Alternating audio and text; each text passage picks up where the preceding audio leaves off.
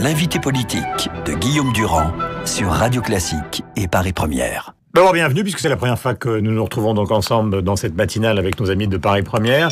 La première chose que je voudrais vous demander concerne au fond la carrière de chef d'entreprise et maintenant de responsable politique que vous avez été. Est-ce que ça vous paraît normal de dépenser un demi-milliard pour sauver 400 emplois ? Écoutez, ce qui me frappe, c'est que sur ces questions qui sont importantes, évidemment, et on parle de l'emploi en France et de l'industrie, on a l'impression qu'on a une classe politique qui souvent réagit totalement au dernier moment, voire quand on est face à l'obstacle. Alors qu'une politique industrielle, il faut la prendre très en amont, il faut de la vision, il faut de l'anticipation. On fait beaucoup de gesticulations, beaucoup de communication. On se rappelle de monsieur Montebourg à Florange, ou même de monsieur Macron chez Alstom. Et en fait, on découvre en plus que on a un gouvernement qui probablement ment encore aux Français en expliquant qu'il n'était pas au courant. Actionnaire à 20%, il est absolument impensable que l'agence des participations de l'État... Mais est-ce que le tarif, je ne vais pas jouer le libéral, comment peut-on dire, démoniaque dès le matin, mais est-ce qu'on peut demander à des Français, finalement, de payer des rames de TGV qui vont rejoindre un parc sans que ça serve à quelque chose, à un tarif qui avoisine le demi-milliard pour sauver 400 emplois? Vous faites le calcul, effectivement, ça fait cher l'emploi sauvé. Surtout que quand on écoute ce que la direction d'Alstom voulait, visiblement, c'était une reconversion de ces 400 emplois, donc c'était pas forcément de la destruction d'emplois, c'était de la délocalisation de cet emploi.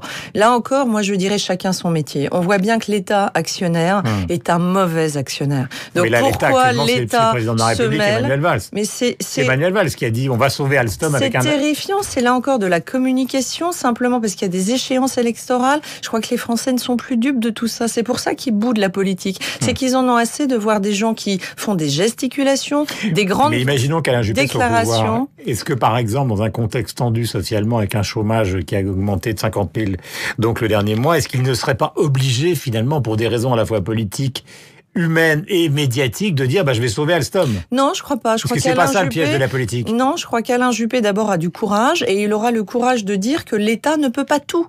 L'État ne peut... Est-ce que c'est le rôle de l'État encore aujourd'hui d'être actionnaire à 20% d'une entreprise dans laquelle il nous explique qu'il savait même pas qu'il y avait un problème pour le site de Belfort, ce qui est un mensonge avéré.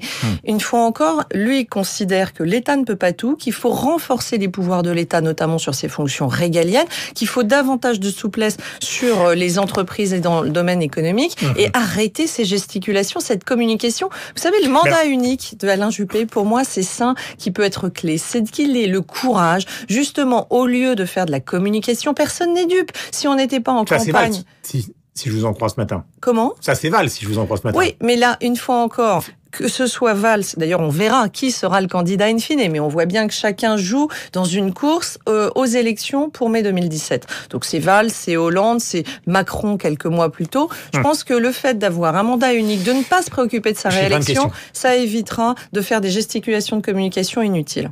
Brièvement, est-ce que par exemple, si Alain Juppé arrive au pouvoir, il va se désengager d'entreprises où l'État a des participations minoritaires? Oui, c'est possible, il le dit dans son livre. Il le dit dans son livre. Est-ce que finalement, ça a du sens de rester actionnaire à 20%. Matin, oui ou non? Oui, je pense qu'il le fera, bien sûr, sur certaines participations de l'État. Question. Hier, Nicolas Sarkozy était en meeting. Il a dit avec des mots assez durs, parlant même de parjure, que finalement, ces primaires de la droite et du centre étaient peut-être caduques à partir du moment où des gens de gauche allaient y voter. Et donc, en signant ce papier, il a considéré que c'était un parjure. Évidemment, ça s'adresse directement à Alain Juppé. Non, ça s'adresse pas à Alain Juppé. Alain Juppé a simplement dit qu'il s'adressait d'abord à tous les Français et qu'il pouvait y avoir des déçus du hollandisme. Mais vous savez, moi je connais des électeurs de droite qui ont voté François Hollande. Malheureusement, j'aurais tendance à dire, mais il y en a eu. Donc il ne s'adresse pas aux électeurs de gauche, il s'adresse à tous les Français et dont des déçus du hollandisme. En revanche, et c'est pour ça... Non, parce qu'il faut encore... C'est ce qui fait hurler Sarkozy. Oui, mais non, je crois que la réalité, c'est qu'il y a des règles et il y a notamment cette fameuse charte.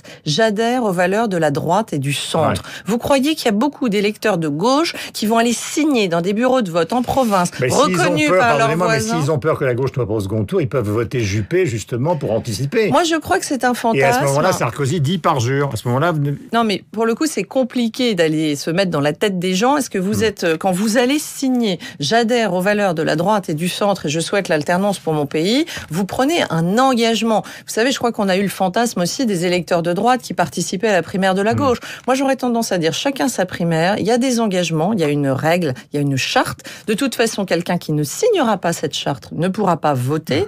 Et je ne vois pas beaucoup d'électeurs de gauche aller dans un bureau de vote en province, reconnu par ses voisins, expliquer qu'il est de gauche, mais qu'il vote aux primaires de la droite. Donc pour moi, c'est un faux débat. Je pense qu'il faut évidemment que les Français se rendent compte de l'importance de cette primaire, mais évidemment, n'iront à la primaire de la droite. Donc on ne modifie pas du tout les statuts. C'est-à-dire d'une certaine manière, Sarkozy demandait qu'on ne modifiera pas les statuts d'ici le début de la primaire. Que pourrait-on modifier ? Attendu que déjà on demande cet engagement. On l'aurait pas demandé, je comprendrais ce débat. Mais on demande cet engagement. C'est quand même une signature. C'est engageant pour la personne qui va dans les bulletins, qui va directement dans l'isoloir poser son bulletin de vote. Au début de la semaine, c'est hier, pour le Figaro, Nicolas Sarkozy redonnait l'essentiel de ses préoccupations et de ses propositions économiques. 100 milliards de baisse de déficit, 40 milliards de baisse d'impôts. Tout ça, donc, voté au mois de septembre. Et en même temps, Alain Juppé lui a donné l'essentiel la veille, dans le JDD. Alors, évidemment, c'est l'éternel problème entre celui qui en fait le plus et qui accuse, en gros, Alain Juppé de pratiquer la tisane, et celui qui considère qu'il y a des objectifs qu'on peut tenir ou pas. Est-ce que vous considérez, vous qui êtes pour Alain Juppé, que le programme de Nicolas Sarkozy est totalement irréaliste ? Ce que je considère, c'est que le programme d'Alain Juppé est totalement sérieux, financé, carré, et qui fait un choix politique. Son choix politique... Il n'est pas répondu, là, vous tournez. Oui, mais in fine, ça veut dire que, par différence, je trouve que Alain Juppé est dans un choix politique, et je réponds à votre question, qui est différent de celui de Nicolas Sarkozy. Alain Juppé dit « Je veux restaurer la confiance dans ce pays ». Et il a réfléchi, et pour lui, le moteur de la confiance, c'est la restauration de l'emploi. Et pour ça, il veut s'attaquer tout de suite au chômage, et au chômage de masse, puisqu'on est à plus de 6 millions de chômeurs dans ce pays. Donc qu'est-ce qu'il fait ? Il dit, je mets le paquet sur la réduction des charges, qui pèsent notamment sur les bas salaires, 0 charge sur un SMIC, et ensuite progressive jusqu'à 1,1 fois le SMIC.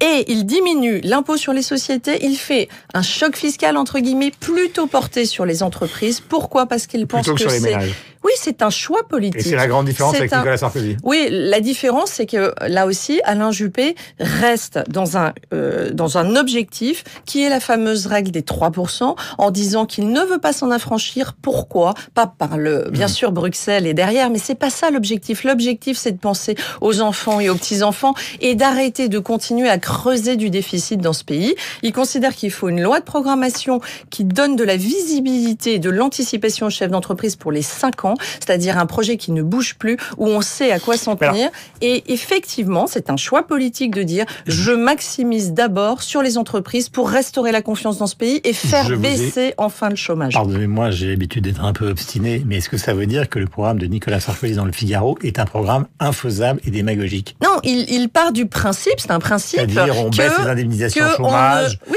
Je ne sais pas comment l'addition de tout ça réussit, en tout cas, à être dans les clous pour la règle des 3%. Donc il dit assez clairement, je crois, ou son entourage l'a dit, qu'il s'en affranchirait. Ce n'est pas la position d'Alain Juppé, qui ne veut pas. Mais qu'il ira négocier à Bruxelles. Oui, mais ça, le problème, c'est que ça fait des années qu'on explique ça, et pour moi, on reste dans une politique qui continue à creuser du déficit.